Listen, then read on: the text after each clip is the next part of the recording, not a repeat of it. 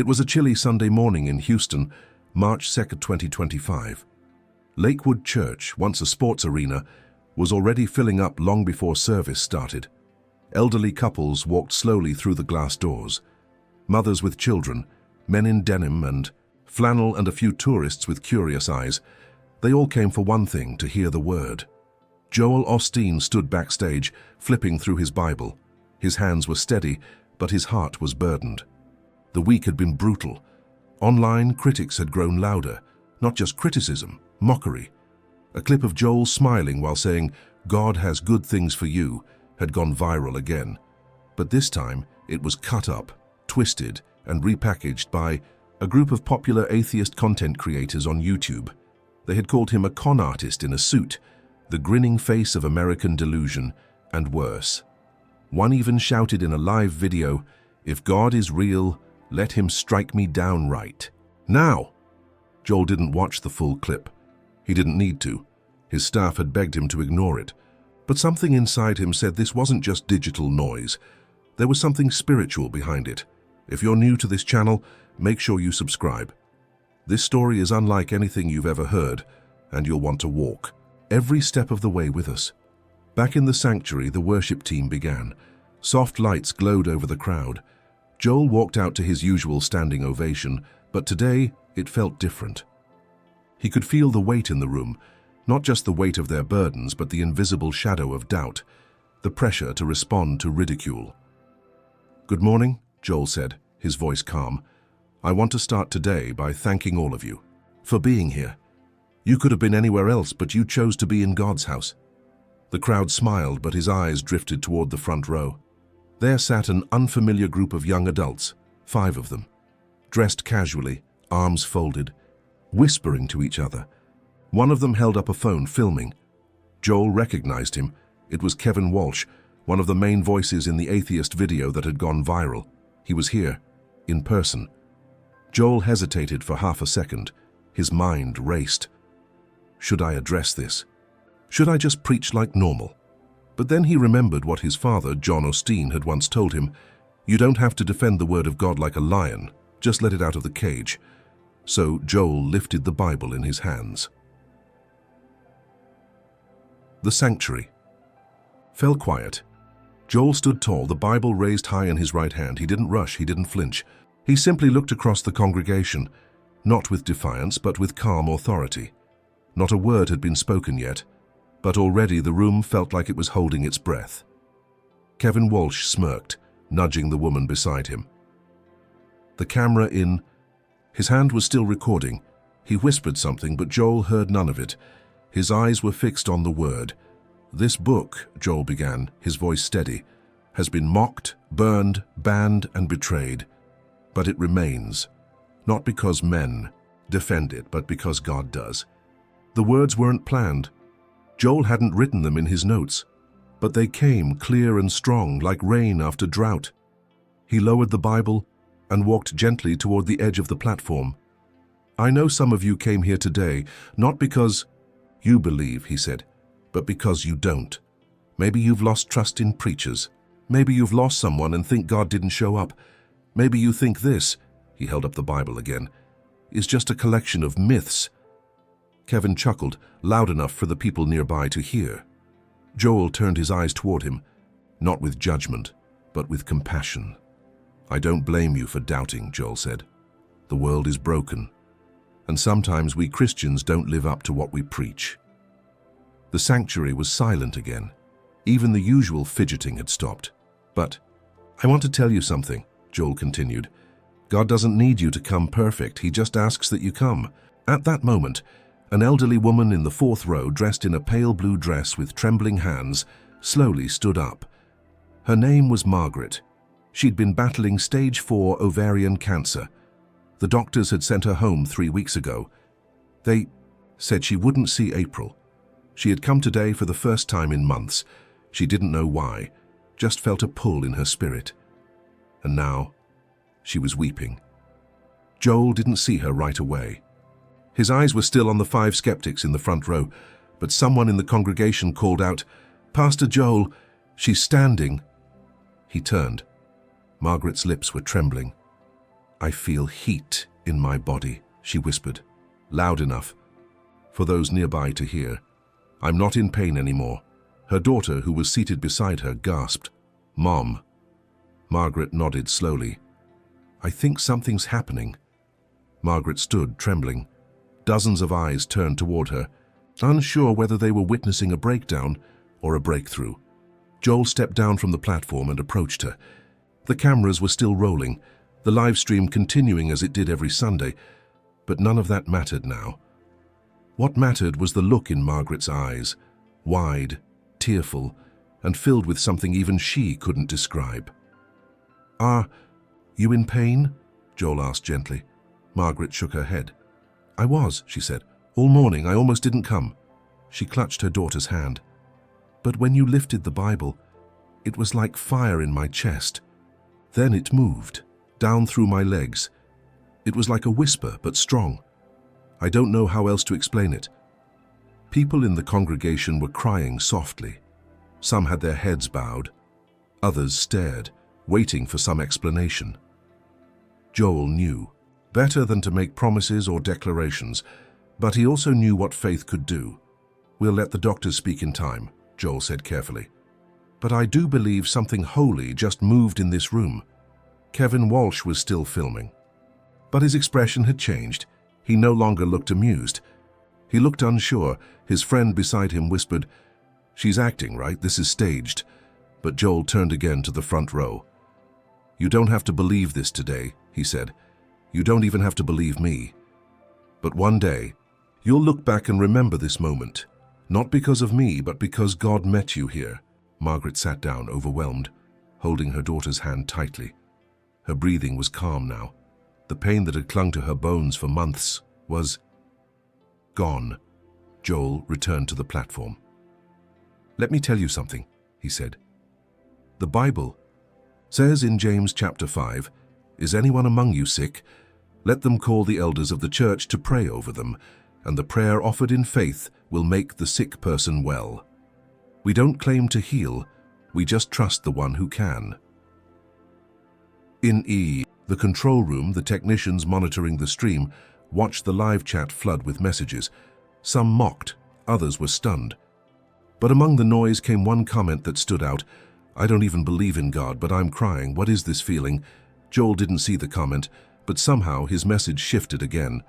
"If you're watching from home," he said, "and your heart is heavy or your body is failing you, just say this: 'Jesus, if you're real, show me,' that's all. No fancy words, just that."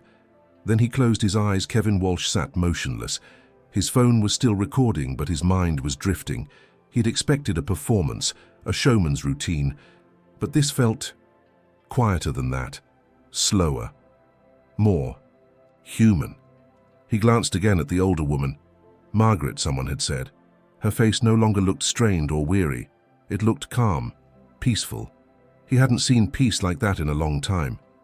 Not in his mother's eyes before she died from cancer. Not in his own when he looked in the mirror. Back on the stage, Joel spoke softly. "When I was a young man, I didn't want to preach. I wanted to be behind the scenes. I never imagined I'd be standing here, but God doesn't always call the qualified, He qualifies the called." Kevin almost rolled his eyes, but something stopped him. Joel continued, "Some of you have been carrying questions for years, about life, about death, about why bad things happen to good people. I don't have all the answers, but I do know this: God is not threatened by your doubt. He welcomes it. He can handle your anger, your questions, even your silence." A middle-aged man in the back stood up. He had tears in his eyes. "I buried my wife last month," he said. "She was only 62. His voice cracked. "I came here angry, but something's softening in me." Joel nodded. "Grief doesn't need to be rushed, it just needs room, and you're not alone." Kevin felt his chest tighten. He had buried his mother at 58. He'd blamed God, or rather the idea of God. Now, watching this man speak, something flickered inside him, something old and buried. His friend nudged him. "Dude, are you okay?" Kevin brushed it off. "Yeah, I'm just tired." Joel wrapped up the message with prayer. Not loud, not dramatic, just gentle. The kind of prayer that feels like someone pulling up a chair next to your pain and sitting quietly with you. After the service, people moved slowly. No one rushed out. Conversations sparked in every corner of the sanctuary. Margaret stayed seated, still soaking it in. Joel stepped off the platform, not toward the cameras, but toward the people. He spoke with the man who'd lost his wife. He hugged Margaret. He didn't mention miracles or healing. He simply asked how she felt. Kevin found himself walking forward without knowing why. Kevin didn't plan to speak. He told himself he just wanted to get a closer look, maybe catch some behind-the-scenes hypocrisy, something to use in the next video. But the closer he got to Joel, the more his certainty faded. Joel was kneeling beside Margaret now, listening. As she described what she had felt during the service, she wasn't claiming a miracle. She wasn't making headlines. She was simply describing peace, peace she hadn't felt in over a year. Then Joel looked up. Met Kevin's. For a second, Kevin froze. He expected some kind of coldness, maybe even a bodyguard stepping in. But instead, Joel smiled. "Hey there," he said gently. "I saw you in the front row. Glad you came." Kevin hesitated. "Yeah, just visiting," Joel nodded. "You mind if I ask your name?" There was no challenge in his tone, no agenda. Kevin paused, then finally said, "Kevin Walsh." Joel's expression didn't change. "Nice to meet you, Kevin. I've seen some of your work." Kevin braced for rebuke, but Joel simply extended his hand. "I know we probably don't agree on a lot," Joel said, "but I'm still glad you're here." "Really?" Kevin blinked. "You're not mad? After everything we've said about you?" Joel shrugged. "I've heard worse. But honestly, Kevin, I don't think you hate God. I think you've just been hurt, and that hurts trying to find answers." The words hit deeper than Kevin expected. Not because they were clever, they weren't, but because they were true. He looked away. "You think that woman, Margaret, you think that was real?" Joel didn't rush to answer. "That's not for me to decide. We'll let the doctors speak. But I do know she walked in here broken, and she's walking out hopeful. That's real enough for me." Kevin nodded slowly. He felt a lump forming in his throat and hated it. He glanced at his phone, still recording. He hit a stop. Joel placed a hand on his shoulder, brief and respectful. "You're welcome here any time, Kevin. No cameras needed. Just come as you are." As Joel turned to greet others, Kevin stood quietly, uncertain for the first time in years. The story he came to capture had changed, and if he was honest, so had he. Kevin left Lakewood Church without speaking to anyone else. His friends stayed behind, still whispering among themselves, but he stepped out alone into the bright Houston sun. The crowd outside was cheerful, hugging, talking, moving toward their cars, but Kevin felt numb. His Uber arrived. He barely spoke during the ride. Back at his apartment, a modest, quiet space in Montrose, he dropped his phone on the counter, sat on the edge of his bed, and stared at the floor.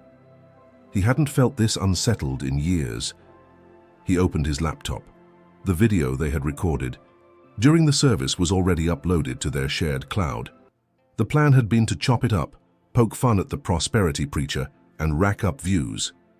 It had worked before, it always worked, but this time the footage felt different. He clicked on the raw video. It started with Joel walking out onto the stage, smiling. Then the moment he lifted the Bible. Then Margaret, the trembling voice, the shock, the calm. Then Joel's prayer. Kevin fast-forwarded. The audio captured everything, including their whispers, his own chuckling, his smug commentary. But then it captured something else. Silence. His silence. Right around the time Joel said, "God welcomes your doubt," Kevin leaned back in his chair. It had been years since he prayed, and not since his mother died. She'd believed right up to the end. He'd begged God back then, pleaded, promised to change if she was spared. She wasn't. Since then, he had. Told himself God didn't exist. It made it easier than believing God had ignored him. But today's events cracked something. Not enough to believe, but enough to question his disbelief. He shut the laptop and stood at the window. Across the street, A family was unloading groceries. Simple life, simple joy, nothing dramatic. Then he whispered the words Joel had offered. Jesus, if you're real, show me. He didn't feel anything. No lightning, no visions. But for the first time in a long while, the silence didn't feel empty. It felt like someone might be listening. Kevin didn't talk about what happened at Lakewood, not to his friends, not even to himself. He kept it buried. But something had changed. The next morning, as he made coffee in the silence of his apartment, he found himself replaying Joel's words in his mind. God isn't threatened by your doubt. That sentence clung to him, like a whisper he couldn't shake. The team group chat was already buzzing. One of the guys had clipped a moment from the service, Joel raising the Bible, and overlaid it with circus music for a satirical video. It had nearly 8,000 views in under an hour. They wanted Kevin to record a voiceover, but he didn't reply. Instead, he sat down at his desk, opened a blank document, and just stared. The page asked for words, but his spirit was quiet. That afternoon, he walked down the block to a nearby bookstore. He didn't know why, he wasn't looking for anything. But he wandered through the aisles and stopped at the religion section, a section he used to mock.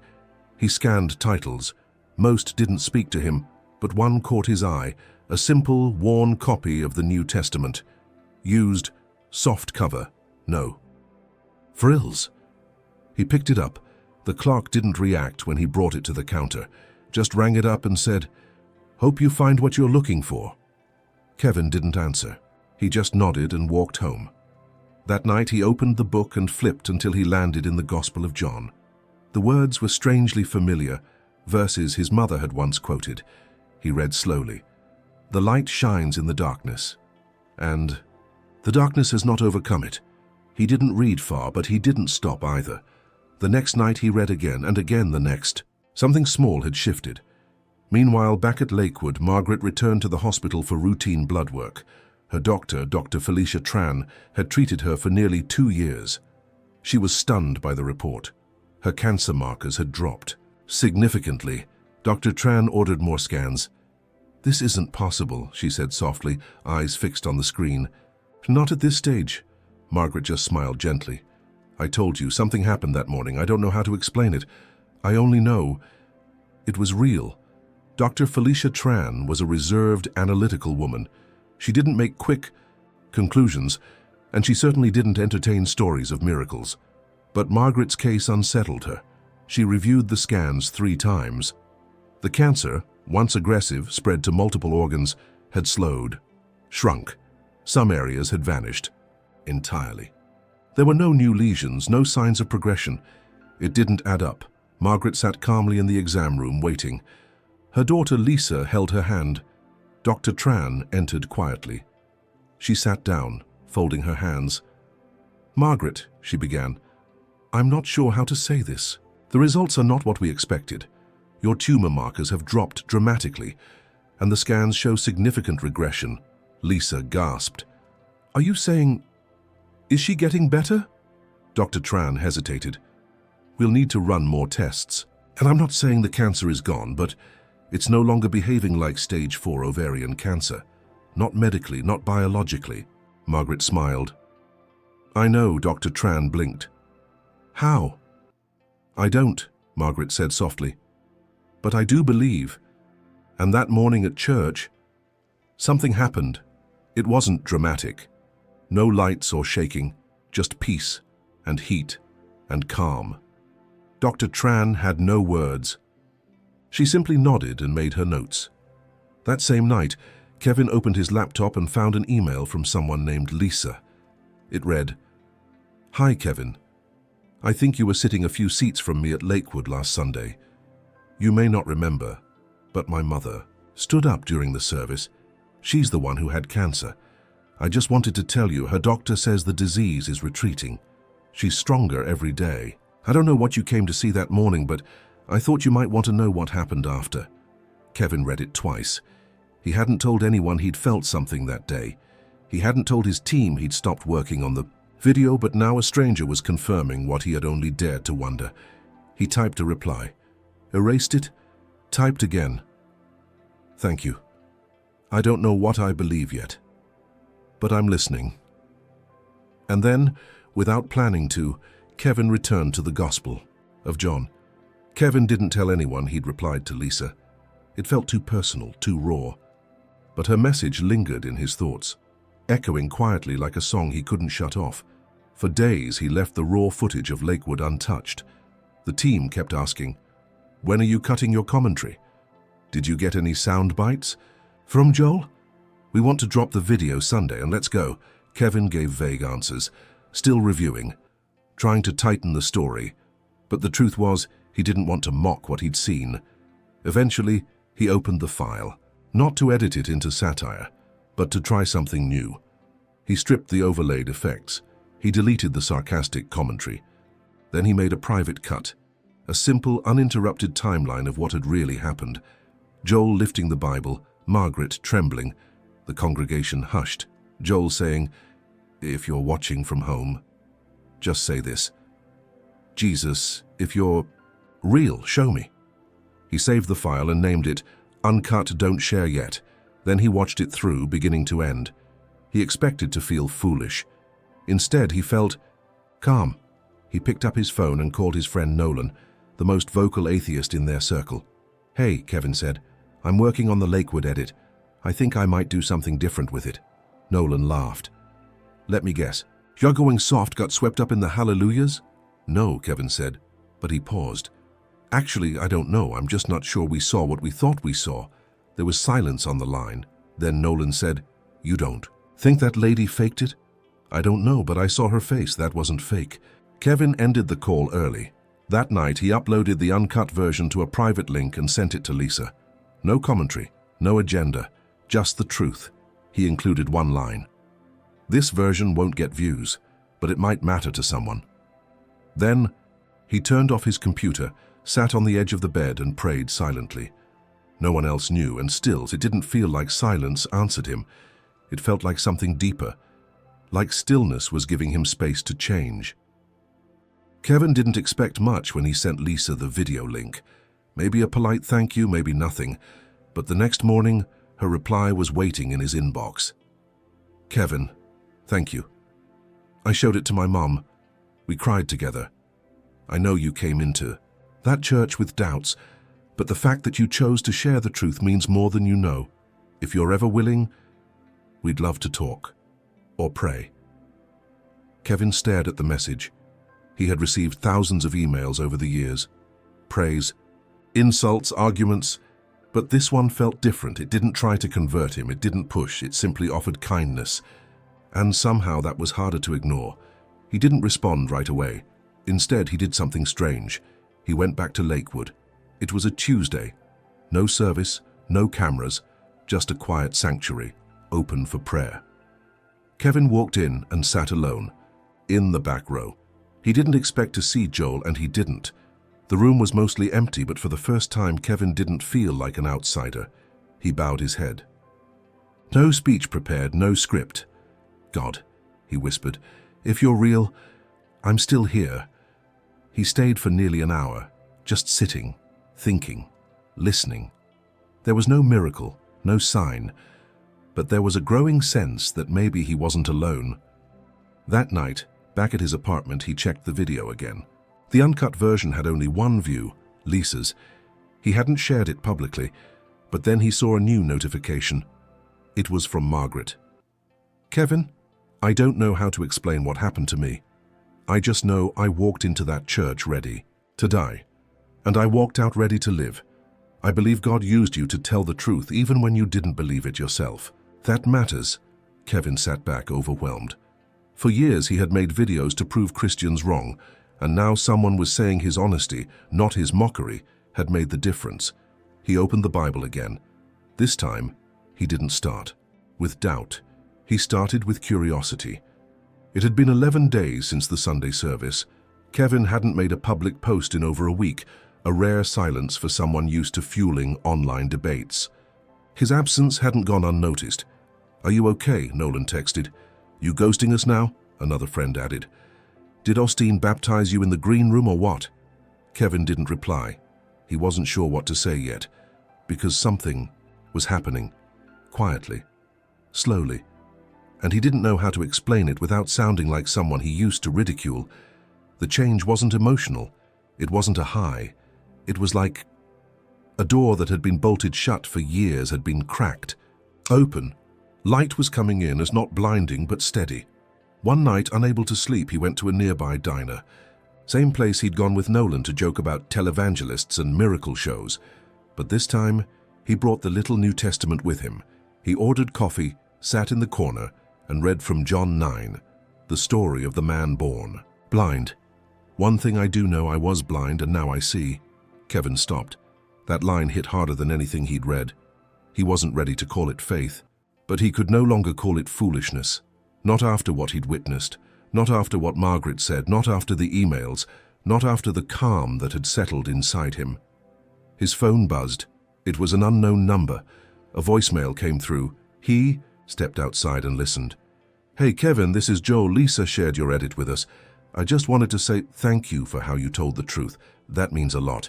And if you ever want to talk, not on camera, just as people, you're welcome anytime." Kevin stood there stunned, not because Joel had called Peter, but because he had expected judgment, and instead received grace. He didn't know how this story would end, but for the first time, he was open to letting God write it, and that scared him, but not in the way it used to. It felt like surrender. Kevin didn't call Joel back. Not at first. He saved the voicemail, played it twice, but he wasn't ready to step across that line, not yet. He still wrestled with the memory of his mother's hospital room, the unanswered prayers, the silence that followed. But something in him was changing, and it wasn't slowing down. That Sunday, Kevin woke up early, not to film, not to mock, but to go back to church, alone. He drove himself to Lakewood. This time there was no hidden mic, no whispered commentary, just quiet steps towards something he still didn't fully understand. The crowd was warm. Families smiled at him. Volunteers greeted him. Nobody recognized him as the man who once made fun of all this. He sat in the middle of the lower section, not up front, not in back. Joel came out and spoke about forgiveness. "Some of you have carried wounds for years, not from strangers, but from God. You think he let you down. But what if he was walking beside you the whole time, even when... Who didn't know it?" Kevin froze. It felt like the words were for him. His eyes burned. He blinked quickly, trying not to lose control. But something cracked. A grief he had buried under anger for over a decade. His mother, her prayers, his silence. The message ended. The music rose. People stood.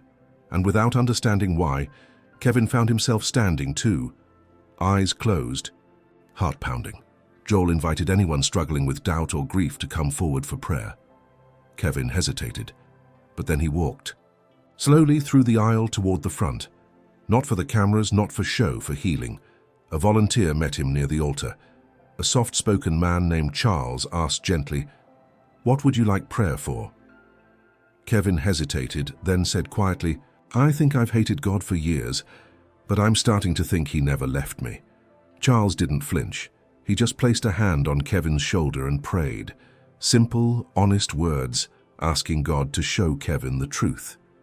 Kevin didn't fall. He didn't shake. But when he walked back to his seat, his steps felt lighter. Something was happening, not emotionalism, not manipulation, something real. On Monday morning, Kevin opened his email to find a message from Nolan. Just the subject line made his stomach tighten. "We need to talk." Inside, the message was blunt. "Kev, I saw the video. Lisa posted. Cleared publicly last night. It's getting shared fast. Did you give her permission? What happened to our deal? Like, expose hypocrisy, not help it. Call me." Kevin had forgotten the link was still active. Lisa must have thought it was okay to share. And now, it was out. The video was spreading. Not because of controversy, but because of something else. Honesty. Margaret's gentle testimony. Joel's unedited message. Kevin's silent camera work, capturing without mocking. It had already been picked up by a few Christian blogs. One headline read, "Skeptic attends service to mock.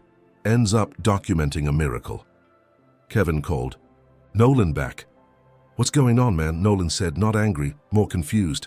"You're just Gone, you haven't posted in 2 weeks. Are you converting now? Kevin exhaled slowly. I don't know what I'm doing, but I know that morning at Lakewood was different. Something real happened, and I'm tired of pretending. I didn't see it, Nolan scoffed. You sound like the people we used to laugh at. I know, Kevin said, but I'm not laughing anymore. There was silence. Then Nolan said, So what, you believe now? I believe something happened. I believe God might be real, and I'm not afraid to say that anymore. Nolan didn't yell. He just hung up. Kevin sat with the silence. It hurt, but not as much as lying to himself would have. That evening, Kevin wrote his first public post in weeks. I went to Lakewood expecting to tear it apart, but I saw something that changed me. I won't debate it. I won't monetize it. I'll just say this, I've started praying again. The post wasn't flashy. It didn't go viral, but it was honest. And in the comments, one stood out from someone named Eileen, a stranger. Sometimes we come looking to mock, but God finds a way to heal. I'll be praying for you, Kevin smiled. Not everything had to be argued. Some things just needed to be received. It was a quiet Wednesday when Kevin finally accepted the invitation. Lisa had reached out again, not to push, just to say her mother was still improving. Margaret had completed her latest round of scans, and the doctors were now calling her condition stable and uncommon. Kevin asked if he could visit. When he arrived, the home was small, tidy, filled with photos and the soft smell of coffee. Margaret sat near the window, wrapped in a light shawl. She looked tired but radiant, like someone who had walked through fire and made peace with the scars. Kevin, she smiled, her voice warm. You look taller in person. He chuckled, nervous. I don't get that often. Lisa brought in tea and left them alone. For a moment, they just sat. I've been thinking about that Sunday, Kevin finally said. I came with the wrong intentions. I came to expose something, but I ended up witnessing something. Margaret nodded. You witnessed grace. Kevin swallowed. I'm still sorting it all out. I haven't told most of my audience. They wouldn't understand. You don't owe the world answers, she said gently, but you do owe God your honesty. He looked at her, surprised by the clarity in her voice. You know, she added, I wasn't healed because Joel said the right words, or because a camera caught the moment. I was healed because God was already reaching for me, and I finally stopped pulling away. Kevin's eyes stung. You think he's reaching for me too? He asked. I think he never stopped. They prayed together. Kevin's first spoken prayer since he was a child. It wasn't polished, it wasn't loud, it was real. And when he opened his eyes, Margaret simply said, That's all he wants. The real you. As Kevin left, he passed a mirror in the hallway. He caught his reflection and barely recognized the face. Not because it had changed, but because, for the first time in years, it wasn't hiding anything. A month passed. Kevin didn't return to his old channel. He didn't make a conversion video. No tearful monologue, no dramatic declarations, just silence. Then, one Sunday afternoon, he sat at his desk, opened his laptop, and began to write. Not a script, not a rebuttal, but a letter. To those who followed, me because I exposed preachers, I still believe in truth, but I no longer believe cynicism is truth's only form. I went to Lakewood looking for hypocrisy, and I saw what I came for, sure. Cameras, wealth, spectacle, but I also saw something deeper, a woman in pain who left the stage healed, a church that welcomed me without knowing my agenda, and a preacher who called me, not to defend himself but to offer kindness. I don't know what to call that, except grace. I used to think miracles had to be loud, but maybe the real miracle was that my heart, which had been shut tight for over a decade, cracked open again. He clicked post. He didn't check the stats. He didn't refresh. Instead, he grabbed his keys and went for a walk. As he passed a church near his apartment, not Lakewood, not big, just small and brick and ordinary, he felt something in his chest that wasn't emotion exactly. It was readiness. He stepped inside. No one knew him there, no cameras, no pressure. The pastor spoke softly from the front. Some of you are here not because you believe, but because you're willing to believe. And that's enough for God to begin. Kevin smiled. Maybe this was what Joel meant. Not a miracle that breaks the laws of nature, but one that softens the laws of the heart. And for the first time in his adult life, Kevin bowed his head. Not in protest, not in anger, but in peace. He wasn't sure what would happen next, but he no longer needed to be sure.